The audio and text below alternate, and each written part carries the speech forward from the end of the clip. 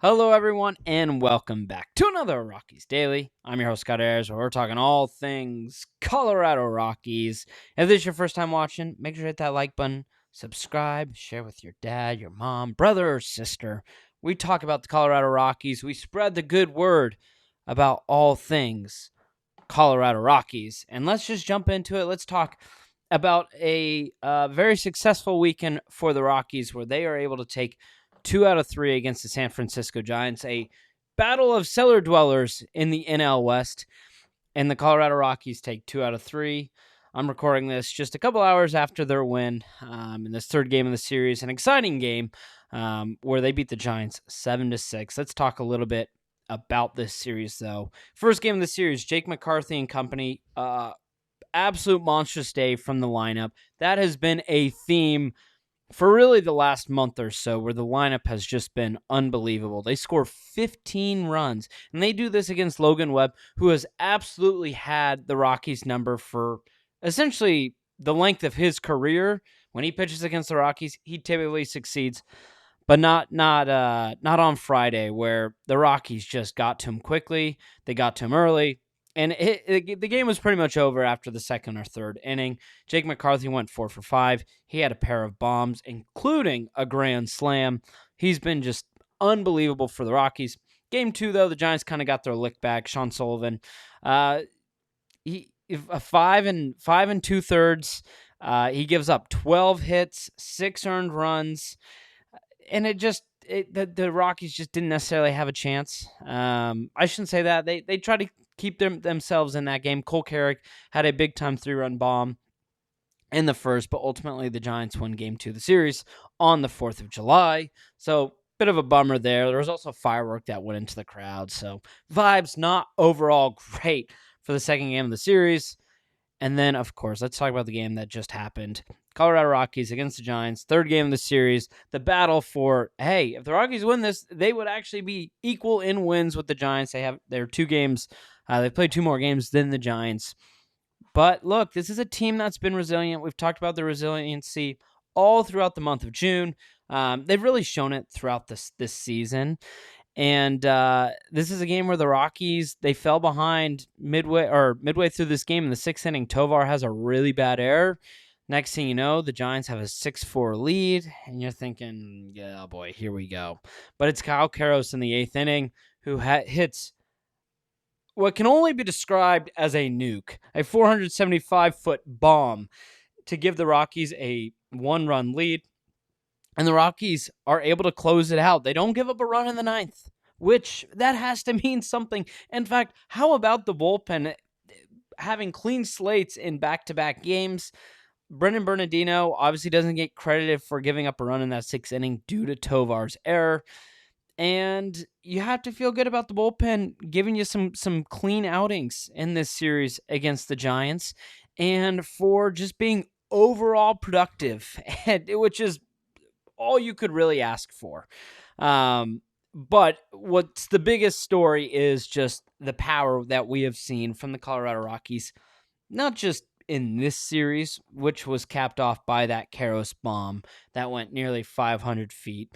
But it's a fact that we've seen it now for a long duration of time. Since June 1st, the Rockies are fourth in home runs hit with 49 home runs.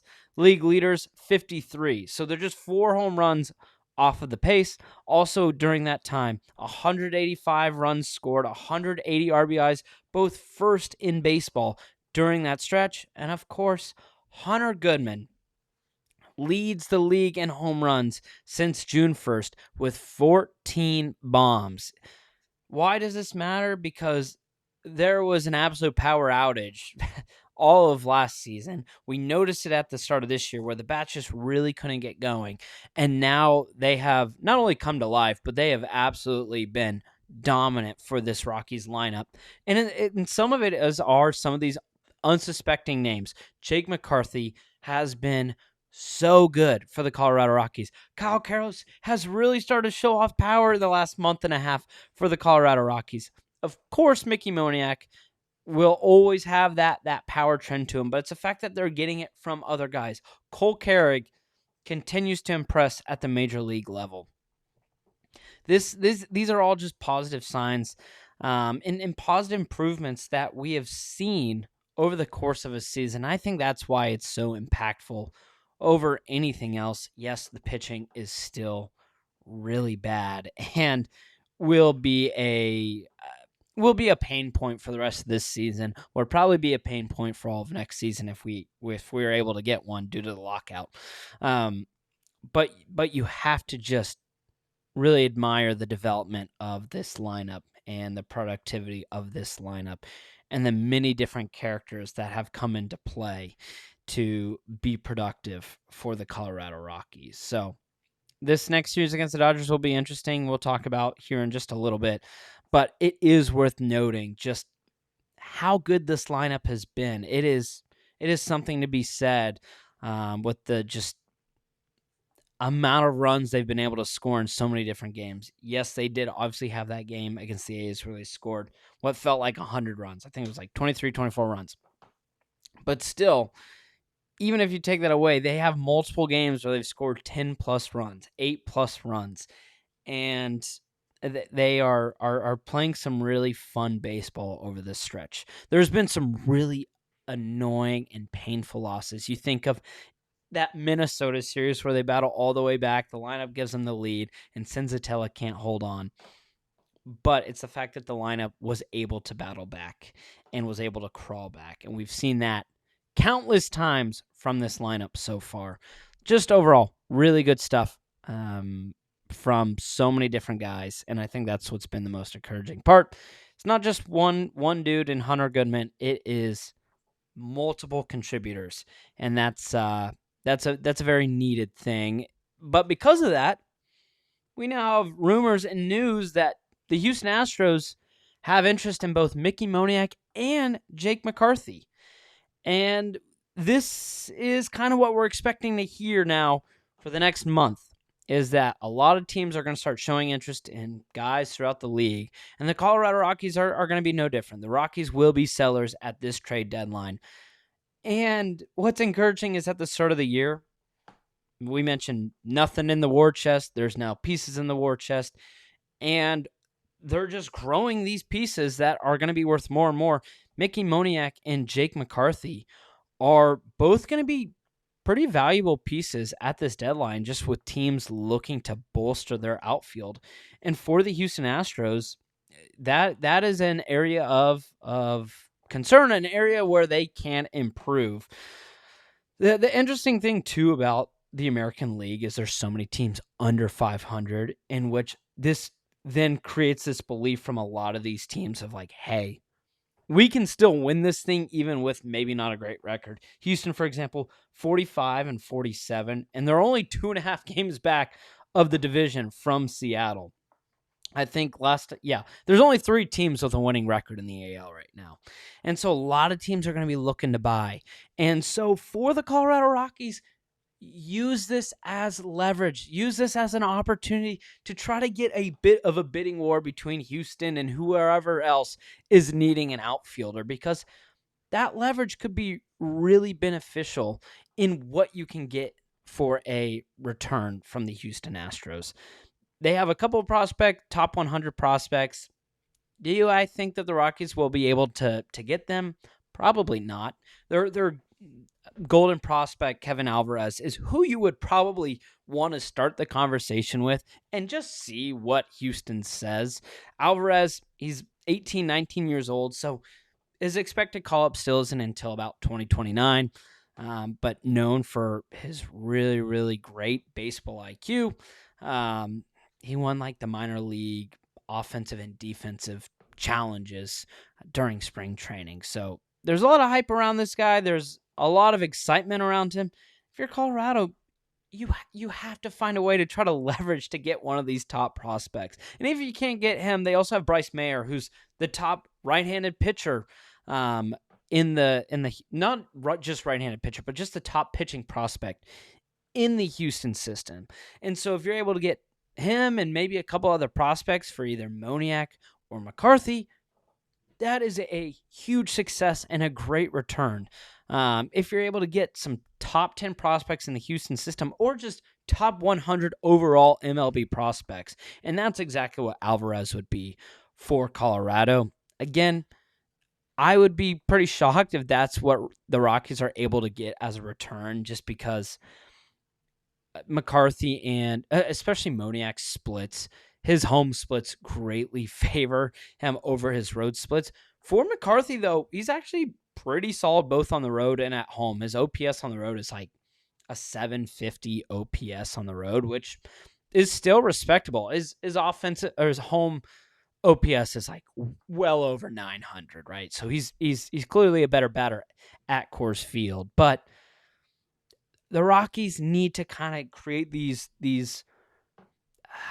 wars between teams to who can provide the best offer. And AL teams will be interested in buying. Not to say that NL teams won't be, but it's such a crowded race in the AL. The Rockies need to use that to their advantage.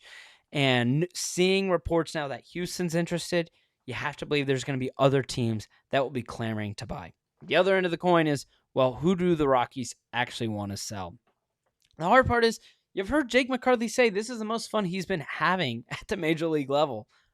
Do you want to trade a guy who clearly likes playing at Coors Field, who clearly has had a positive impact in the culture for the Colorado Rockies?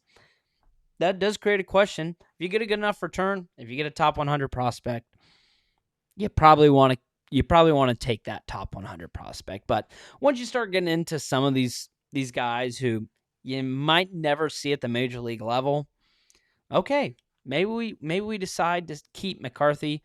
And for Moniak, it's also a similar conversation. There's just been this part that has just drawn me to Jake McCarthy this year, and how fun he is to watch. That I've starting to be like, man, I kind of love just having McCarthy on the Colorado Rockies. But you kind of have to take those emotions and separate them, because if you get a good return, you get a good return, and you got to pull the trigger. But the Rockies will have some pieces that they'll be able to trade outside of Antonio Senzatella. I'm really interested to see what those offers will be, who they end up trading, and something we'll talk about really for the next month of baseball until that trade deadline has come and gone. Finally, let's end the show where the Colorado Rockies, they get another test, and this is a test of the Dodgers. The Dodgers, who are already running away with the NL West. They've got essentially a 15-game lead over the Arizona Diamondbacks, 59 wins for the Dodgers. Arizona has 44 wins on the year, and this is going to be an interesting series. Definitely the best team the Rockies have played since the Brewers. They played a lot of teams that have been 500, under 500. That Marlins team was pretty red hot. Taking 2 out of 4 from them was great. But this is just a different beast. The one positive, though, they don't have to face Shohei Ohtani. They'll get Freeland, Lorenzen, and Feltner on the mound. And truthfully, there is a part of me that's excited to watch Ryan Feltner go against this Dodgers lineup, because Feltner has just been so good for the Rockies over his last 6 or 7 starts. He's just been quality start after quality start after quality start. Kyle Freeland has been pitching a little bit better. And may the Lord protect and guide Michael Lorenzen's soul when he pitches against the LA Dodgers. But it will be a fun series just to see how these Rockies, who've been playing better baseball, how they can fare against the best team in baseball, and how this lineup will be able to produce on the road, where they're no longer getting that Coors Field benefit against the Dodgers. So all exciting stuff. And this is where we'll end the show. So if you like today's episode, make sure to hit that like button. Make sure to subscribe. Leave a comment down below. What are your thoughts on this Rockies team? Who should they consider dealing at the deadline? Or do you want to just keep this lineup and work on finding some pitching during free agency? Let me know. Leave a comment. And I hope to see you on Tuesday's episode.